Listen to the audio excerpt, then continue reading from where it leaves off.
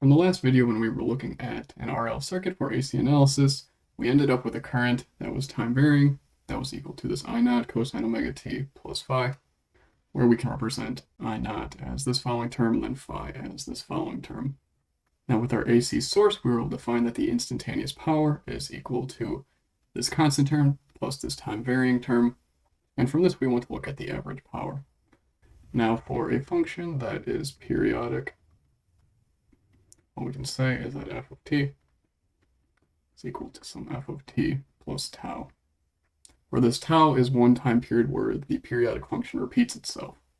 And from this, we are able to say that the cosine of omega t is periodic, and the cosine of 2 omega t plus phi will also be periodic.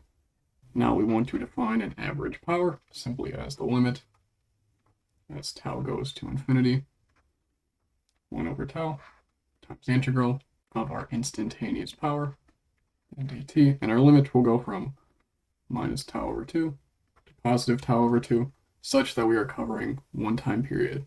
Now we can expand this out a little bit to say that the average power is equal to, and from this, because this term is a constant, what we are left with as a result is where this constant term after integration really doesn't care about this tau going to infinity, but this second term that does have the time dependence just goes to 0, which really allows us to come back up here and say that the average power is simply equal to V naught I naught over 2 cosine of phi. And with this result, we can look at a more general case, where if our voltage is some V naught cosine omega t plus phi 1, and our current is I naught cosine omega t plus phi 2, the average power is just going to be equal to 1/2 V naught I naught cosine of phi 1 minus phi 2.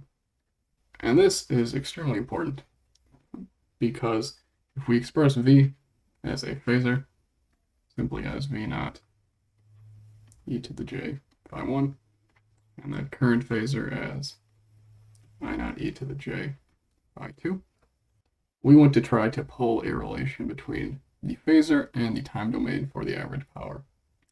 So the first thing that we can try to do is just multiply the two together, and we would get V naught I naught e to the j phi 1 plus phi 2. And we can try to expand this simply as V naught I naught cosine of phi 1 plus phi 2 plus j V naught I naught sine of phi 1 plus phi 2. So we're getting a little bit closer. We have our V naught I naught term. We have a cosine, but we have phi 1 minus phi 2 in the time domain, and phi 1 plus phi 2 in the phasor domain. We're also missing a factor of 1/2. So what if we take the real part of this phasor? Well, we simply get V naught I naught cosine of phi 1 plus phi 2. So now we've gotten rid of this sine term, so we're getting even closer. But we still have this plus sign, and we still don't have our factor of 1/2. And to actually get these to match, what we have to say is that the average power in the phasor domain is equal to 1/2 times the real part of the phasor voltage times the phasor current, but we need this conjugate on it. And what that will give us is 1/2 V naught I naught, and then the real part of e to the j phi 1 times e to the minus j phi 2, or simply 1/2 V naught I naught cosine of phi 1 minus phi 2. So now we've matched both terms. And what does this tell us? Well, if we are completely in the phasor domain, we can just use the phasor voltage times the conjugate of the phasor current to get the power. Knowing that we can find the average power based off of the phasor voltage and phasor current, we can look at the average power for certain components. Now, let's consider that we have a phasor voltage equal to V naught e to the j phi 1. We're going to use this for all of the components. Now, if we have a resistor, we know that the phasor voltage is equal to the phasor current times the resistance, or simply that the phasor current is equal to the phasor voltage divided by that resistance. which will be equal to V naught over R e to the j phi 1. From this, we can see that the average power is equal to 1/2 times the real part of that phasor voltage times the conjugate of that phasor current.